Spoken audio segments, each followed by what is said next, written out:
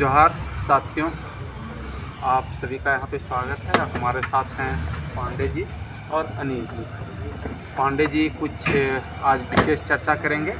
लीजिए, अब पांडे जी आगे का शुरुआत करते हैं। पांडे जी लीजिए, आपका स्वागत है। पहले तो बहुत बहुत धन्यवाद। जोहार साथियों, आज झारखंड के छात्रों के लिए बहुत गौरवपूर्ण दिवस है। सभी को बधाई हो, क्योंकि आज हाई कोर्ट में संज्ञान जेएसएससी सीजीएल के मामले पे संज्ञान ले लिया गया है। और जो एडवोकेट जनरल थे राजीव कुमार, उनके पास कुछ बोलने के लिए था नहीं। तो इसके बारे में ज़्यादा विश्लेषण आपको अनिश जी और कौशल जी करके बताएंगे। अनिल जी। देखिए, यहाँ झारखंड सरकार में हमारे माननीय मुख्यमंत्री जी और उनकी धर्मपत्नी कल्पना सोरेन जी नगर में घूम घूम करके, झारखंड राज्य में घूम घूम करके ये प्रचार किए जा रहे हैं। पूरे सरकारी तंत्र को इस पीछे में लगा दिए हैं कि भैया हमारा एक योजना है जिसका नाम है मैया सम्मान योजना, जिसमें वो यहाँ की महिलाओं को 1000 रुपया देना चालू कर चुकी है। और इसको और भी अधिक बढ़ाने का उन्होंने अभिवादन कर चुका है और इसको पास भी कर चुका है, और जो कि दिसंबर से देना है। लेकिन देखिए, इसमें सरकार सफल रही है, जिसको अभी कुछ समय पहले अखबार में भी ये देखने को खबर मिला कि चुनाव के समय में सरकार के द्वारा दी जाने वाली लाभकारी कोई भी योजनाएं जो हैं उसको कहीं ना कहीं एक रिश्वत के रूप में माना जाएगा।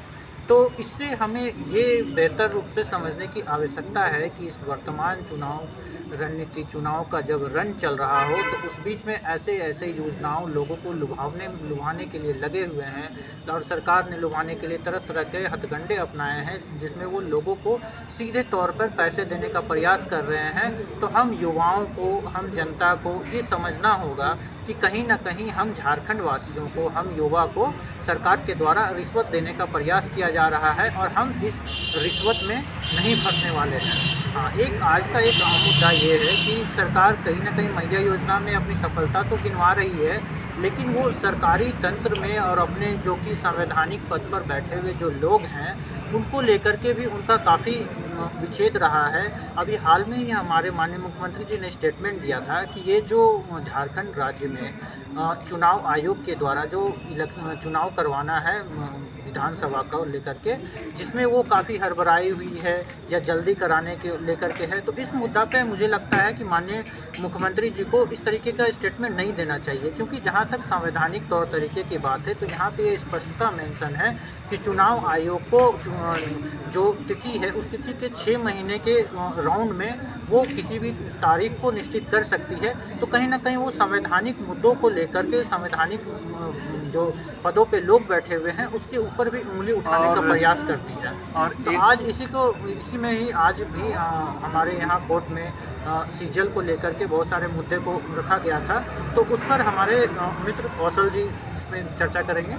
सीजीएल के लेके तो सभी को पता ही होगा, लेकिन कहने का मतलब है कि जो अभी पार्टी, जिस पार्टी की सरकार है उस पार्टी के द्वारा, बाबा देख लीजिए, अभी तक आप तो जान रहे हैं कि आप सत्ता में आने नहीं जा रहे। हाँ, वो तो जान ही रहे। लेकिन आप स्टूडेंट के बारे में जो 5 साल कुछ किए नहीं, और अगला भी आप मानी चुनाव लड़ रहे हैं तो सत्ता में आने का ही प्रयास कर रहे हैं, और आपके पास कोई विजन नहीं है कि अगला 5 साल करेंगे क्या। और बस आप ये भी नहीं बोल सकते कि हम 5 लाख रोजगार देंगे, क्या कि 5 लाख रोजगार की जगह पे आप 5000 या 50,000 रोजगार भी आप नहीं दे पाए। नहीं दिए झारखंड के वासियों को, जो मिला है बाहरी को, जो मिला सब बाहरी को मिला। और हर जगह चर्चा देखिए ना बाबा, एक चीज़ आप ये बताइए कि इतना हुआ, आपको ये लग रहा है कि झारखंड में जो पार्टी की सरकार है तो सिर्फ मैया सम्मान योजना के नाम पर सभी को भंजा रही है। और एक चीज़ ये देखिए, मैया सम्मान योजना दे रही है 1000, उसके अलावा जो हैं हम लोग जो हैं बेरोजगार छात्र जो हैं, जो हम लोग की बताइए कि ना रोजगार मिला और ना कोई योजना। अच्छा ये बताइए, इतना योजना चला स्टूडेंट के लिए, योजना का लाभ मिला हम लोग को? 1 रुपया अभी तक नहीं मिला हुआ है।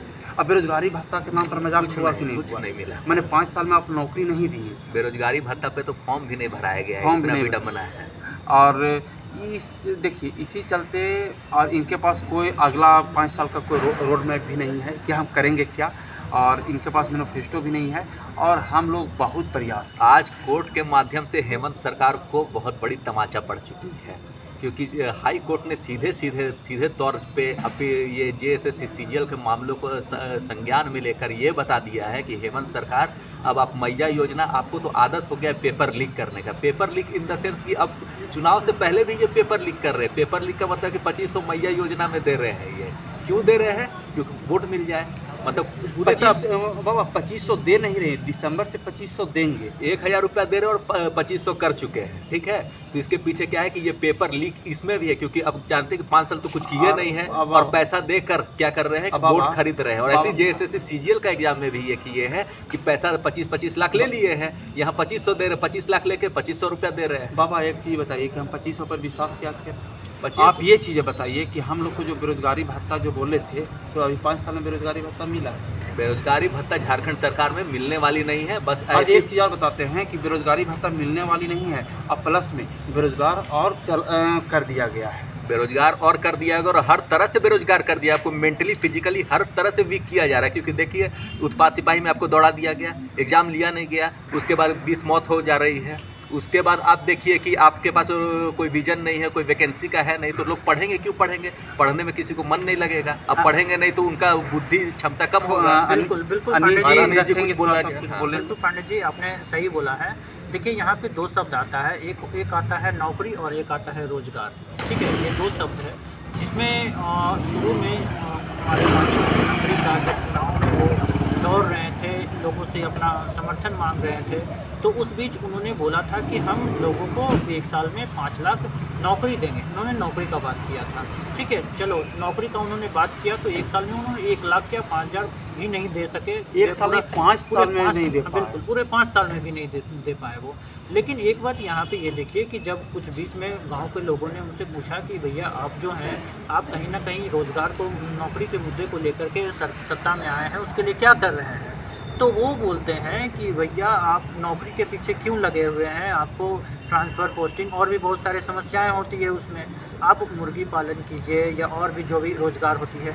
तो उन्होंने रोज़गार पे तो बात किया ही नहीं था, नौकरी पे बात किया था, और अब वो रोज़गार पे बात कर रहे हैं। चलिए, हम आपके रोज़गार के बातों को भी समर्थन करते हैं। तो रोज़गार का मतलब ये तो नहीं है कि हम खुद से रोज़गार खड़ा करते हैं। हम विद्यार्थी, पढ़ने लिखने वाले हैं, हमारे पास संसाधनों की कमी है। जब अनिल जी, जब हम खुद से, जब हम सब अंडा हम ही लें, स्कॉर्पियो जब हम ही लें, तो फिर हम आपको सत्ता में काहे लाए? बिल्कुल, हम आपको सत्ता में क्यों लाएं? और समझ जाइए कि आपको ही चलता सत्ता में आपको नहीं दिए। सत्ता का मतलब है कि आपको जितना जनता का समस्या है, कि कम से कम आप सब समस्या नहीं देख सकते हैं, लेकिन युवाओं का आपका शासन, देखिए बोलने में कोई खराबी नहीं है, क्या कि आपको युवा द्वारा आपकी सरकार थी और आपको इसी चलते लाया गया था ताकि आप 5 लाख सरकारी नौकरी पर आए थे, और आप 5 लाख सरकारी नौकरी पर आए। ठीक है, कम बेसी होता है, लेकिन आप इतना किए कि आप हर काम किए, लेकिन आपको कभी युवाओं का ख्याल नहीं आया 5 साल में। और आप समझ जाइए कि मंत्री लोग हैं, जो कि जिन लोग से पूछा भी गया था मीडिया कर्मियों द्वारा, तो वो बोले कि आप लोग गांव में जाइए, पंचायत में जाइए, सभी को बेरोजगारी भत्ता मिल रहा है। लेकिन हम लोग भी गांव पंचायत के रहने वाले हैं, हम लोग के पास नहीं पहुंचा है। चाहे और भी सभी का समस्या है, और बहुत समस्या है। और हम अब 5 साल पहले हम ही लोग चढ़ कर ही प्रचार करते थे हेमंत सोरेन जी का, कि आएंगे तो 5 लाख देंगे, स्थानीय पार्टी की सरकार है, ये नहीं करेंगे तो करेंगे को। देखिए कौशल जी, यहाँ पे वो बोले कि रोज़गार करना चाहिए युवाओं को, तो रोज़गार हम लोग ऐसे नहीं कर सकते। रोज़गार के लिए सरकार का ही ये कर्तव्य होता है कि वो कहीं ना कहीं एक प्लेटफॉर्म को तैयार करे जहाँ पे युवा रोज़गार कर सकें। अब प्लेटफॉर्म इन द सेंस कि मतलब यहाँ पे वो बहुत सारे उद्योग लगा सकते हैं, और भी चीज़ों को सेटअप कर सकते हैं, एक माहौल तैयार कर सकते हैं, जिस प्रकार आप देख सकते हैं गुजरात में, महाराष्ट्र में या अन्य राज्यों में, जहाँ पे लोगों को सरकारी नौकरी के लिए चलिए नहीं तो रोज़गार के लिए एक विकल्प प्रदान किए गए हैं। तो आप राज्य में एक स्टेटमेंट चला के रखे हैं कि जल जंगल ज़मीन हमारा है। ठीक है भैया, हमारा ही है, आप ही का है, आदिवासियों का ही है। हम तो आप उनका विकास नहीं चाहते हैं क्या? आज भी उन्हें आप जंगल में रखना चाहते हैं?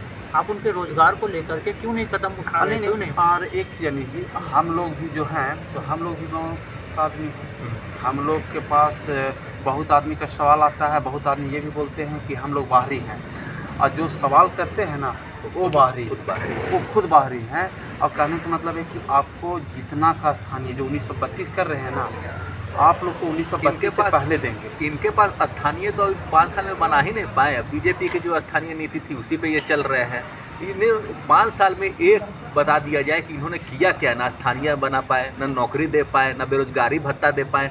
बस इलेक्शन से पहले क्या है कि मैया समान योजना के हिसाब से वोट खरीद लेना। वोट खरीदने के अलावा इनके पास और कोई काम रह चुका नहीं है। तो अब युवा जागृत हो चुकी है।